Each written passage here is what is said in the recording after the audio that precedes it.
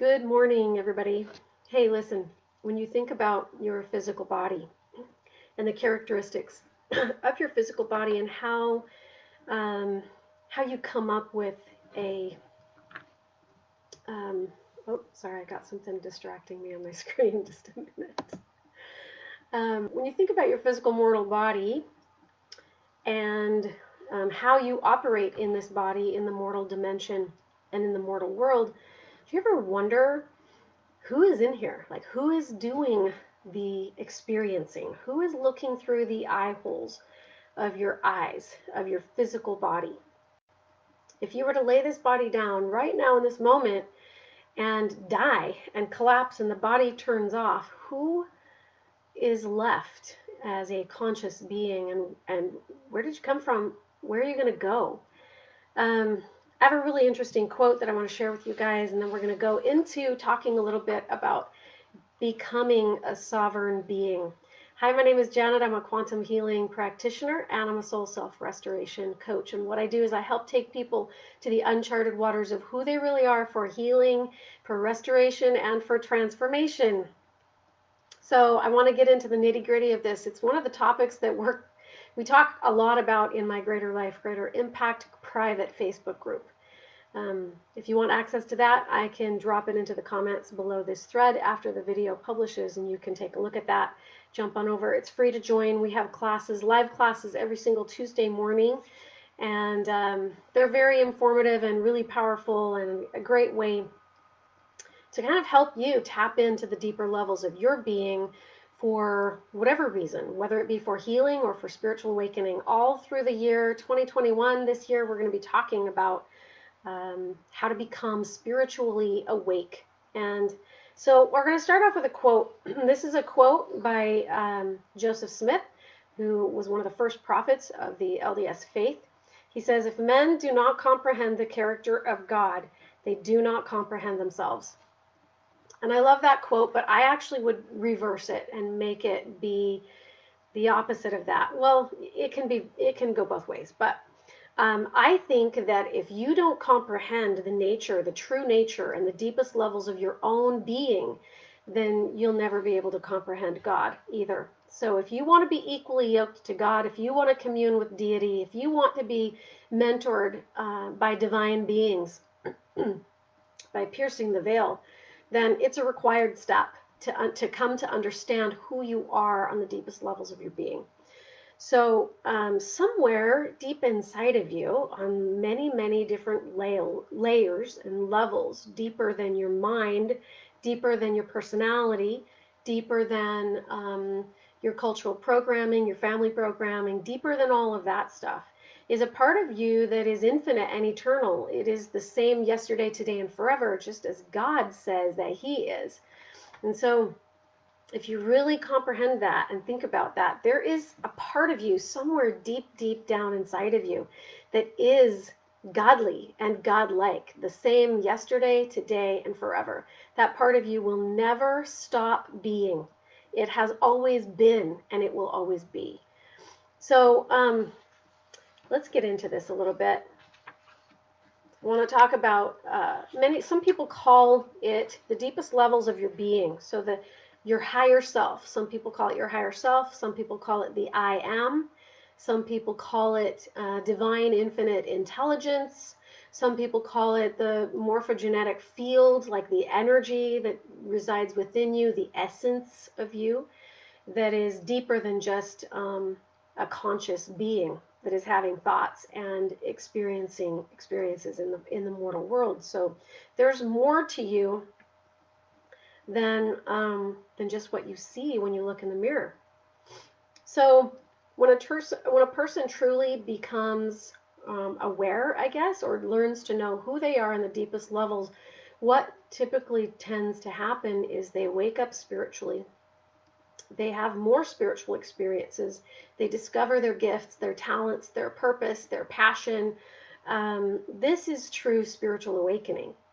And it's all about coming to know who you are on the deepest levels of your being.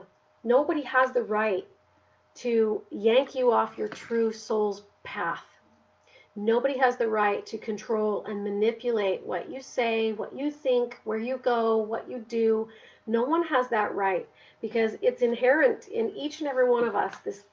We all have a divine path that our higher self is seeking to follow. And one of the key components that we talk about in Greater Life, Greater Impact is about how to stand as a sovereign being, how to stand in your own sovereignty. So I want to talk a little bit today about what that means. Sovereignty comes at a price. And one of the things that I've noticed over the years as I've mentored and worked with people is that there are three components to being able to become a sovereign being. And the first component is to learn how to stand in charity. If you don't know what charity is, you can go look it up in Corinthians 13. There's a big long list of how charity is kind and compassionate and long-suffering and never-ending, and it never faileth. And it is the highest level of love that a human being can be bestowed with. And it's not something that you just wake up one day and say, I'm going to be in a place of charity. Because charity is bestowed upon you by deity as you learn to put yourself into those characteristics that are outlined in Corinthians 13. Charity is also at the core, it's at the root core of who you really are and who you've always been. So if you can just learn how to tap into the deeper levels of your being and comprehend what it feels like to be your higher self, then you're standing in charity. So stand in charity is the first step. When you do that, when you learn how to stand in charity and you learn how to tap into your higher self and you learn how to access the deeper levels of your being and come from that place of just pure, infinite, divine light, incomprehensible light and love and truth, that is who you are. So when you learn how to tap into that and experience it on a deeper level, which is what we do in Greater Life, Greater Impact, it will lead to something we call grace. Grace is an enabling power. It comes from the gods. It actually comes from deep within you because somewhere inside of you, you are a god. You are very godly and godlike. So when you learn to tap into that part of you that is just pure, infinite, divine love, it leads to power, an enabling power that comes from the gods, which then allows you to stand in a place of absolute solidarity and sovereignty, meaning you're not wishy-washy, no one can push you over, you have healthy boundaries, you know how to stand up for yourself, you don't wait for others to tell you what to do or how to do it or when to do that. You stand as a sovereign being in solidarity. And when I think of the word sovereign, I think of a queen or a king standing in their kingdom. And a sovereign queen or a sovereign king standing in the midst of their kingdom will not allow enemy invaders to come in and push them over. There's a distinct boundary that kings and queens do not allow enemies to infiltrate and to penetrate because that's a sacred space. So something that we do on a regular basis inside of Greater Life, Greater Impact is I take you through this guided experience where you can learn how to tap into the deeper levels of your being and you can experience that. But for today, I want to share with you guys just a handful of symptoms of how to know when you really are tapped into the deepest level of your being, accessing charity, finding that enabling power, which is grace, to do what you got to do, what you came here to do, and then standing in a place of just being an absolute sovereign being with healthy boundaries that doesn't get pushed over and that doesn't have the need to push anybody else over. You're not pushing your agenda onto somebody else. You are just purely and perfectly sovereign and solid in who you are.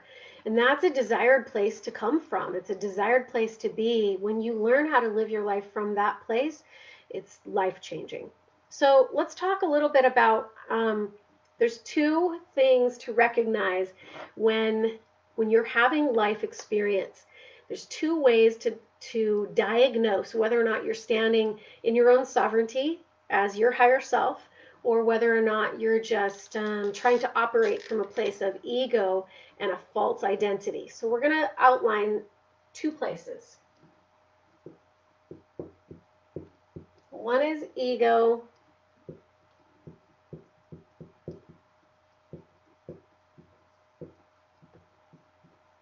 and the other is the higher self. It's the part of you that's the same yesterday, today, and forever. It's the part of you that's godly. It's the part of you that's perfect and pure and untarnished and doesn't have this need to become something. You already are. And so when you learn how to tap into this, it can absolutely dramatically change your life. This part of you, the ego part of you, is the made up part. It's the false identity. It's the programming that comes from your family, your culture, maybe your religion, or other parts of society or the world around you. This comes from the external world around you, and it tells you what you should be and how to be. This comes from the internal world deep within you, and it tells you who you already are. And so it's a matter of just remembering and waking up and just being rather than becoming. And there's a big difference between being and becoming. So let's talk about the symptoms. How do you know when you're tapped into your higher self? Your higher self, when you know that you're tapped into this part of yourself and you've gone through the tools and the exercises to do that, it will feel calm, it will feel resolute, it will feel inspired, you'll have intuition come through, you'll be guided in regards to what you should actually go do. As opposed to the ego, who is all about, I got to do more so that I can become more. And this is all about using brute force to get there. Like, I've got to train myself to overcome and to become and to be something I'm not. And it's an exhausting place to live your life. It's really, really difficult to live your life from an egoic perspective. But let's go back to higher self then for a minute. When you're standing in the sovereignty and the solidarity of your higher self, it feels good. It feels peaceful, relaxed, inspired, resolute, stable. It's governed by a healthy balance of thoughts and thinking and feeling. It's not about, when you're living over here in the higher self, it's not about maybe if I do enough, someday I'll be enough. It doesn't work that way. It's just about being. And the doing part of your life just comes as a natural byproduct of who you are. Intuition leads and governs. You're motivated by love instead of fear. You feel that God is in control and that He will handle the details in your life. It feels powerful enough to change and create the kind of life that you're seeking to create. So, can you see how important it is to learn how to tap into this part of yourself? I mean, it's already there. It already exists. It doesn't have to become. It just already is. And it's a lot more simple and effortless to live your life from that perspective. It feels rejuvenated and blissful, faith-filled. In other words, when you're going through challenges and problems in life, it's just like, you know what, it is what it is, and I'm okay, and it's all going to work itself out, and I'm going to stay in a good place of sovereignty or peace. It's loving. It comes from a place of love. It's motivated by love. It's lovable. You tend to have the feeling of, I have all I need, I am all I need, and God is my source. You feel like a creator. You feel empowered. You feel authentic. See, there's a couple more here. Compassionate. You feel the need and the desire to serve others. You are aware of a higher meaning and a higher purpose in your life. So to tap into and come from the place of the higher self, it feels really, really good. It's a good place and it's a good feeling. Let's talk a little bit about what the feelings are, what these symptoms are of coming from the egoic place. Now, this is the place that society trains you up to be. It's the place in you that says, you have to do things this way because it's the right way and it's the only way. When you're tapped into the ego, the place of the ego, hold on, here we go. You feel like a victim. You're in chaos a lot. You have mental exhaustion. things happen to you in your outside world and there's nothing that you can do to change it because everything's happening to you and you have no power. You have not learned how to access the inner self. And so, as the egoic person, you're a victim, you're subject to the world, your external world around you. You feel like a failure a lot, you feel unworthy, you feel like you're not enough, you're not lovable, rich enough, smart enough, pretty enough, skinny enough, blah, blah, blah, blah, blah. Whatever the narrative is, you're not enough. You feel like you're a failure. And so as a result of that, you have to use brute force to push your way through life and make yourself become something. So, and it is all about that narrative of maybe if I do enough, someday I will be enough. That is definitely coming from an egoic state of mind. Um, you feel like a fake. You're apologetic for yourself because you're always making mistakes. You feel threatened. You feel attacked by the world around you. You feel attacked by other people's fixed mental positions. And you feel the need to attack back and be on the defensive to protect your identity, right? So you're looking outside of yourself to complete yourself or to find yourself or to receive validation. It feels heavy and it feels dark and it's very chaotic and it's really hard. Um, coming from an egoic place in your life doesn't ever feel good. It's a very difficult way to live your life, and it's a really stressful way to live your life because this isn't you. It's a false identity that you have made up based on the rules of the external world around you. This is an infinite, eternal, unlimited, never ending part of yourself that doesn't live by rules. It doesn't live in a box. It doesn't check off items in the box in order to become. It just is. You just are. And this can go even deeper into philosophical and religious conversations in regards to the I am. A lot of people call this part of yourself the I am. It's the same yesterday, today, and forever. There's no to-do list in there. There is no becoming. There is just being. And living from this kind of a perspective and creating an identity for yourself, or just not, you're not even creating an identity. You're tapping into the truest identity, which is your higher self. When you do that, it's extremely liberating and freeing and powerful. That's where your gifts and your talents show up. That's where intuition lives. This is where you connect and commune with God, with the gods, deity, the Divine Mother, the Divine Father, Christ, and whoever else on the other side.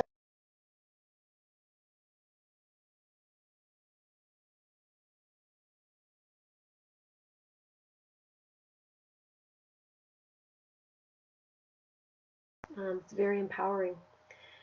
All right, I hope you guys got a ton of information and value out of this video. If you did, please remember to like, share, and comment because then Facebook will deliver it to more people.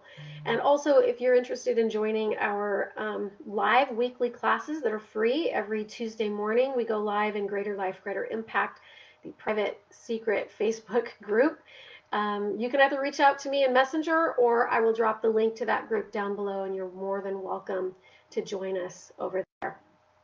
All right, hope you guys have an awesome rest of the day and go take on the day. Talk to you soon. Bye. Mwah.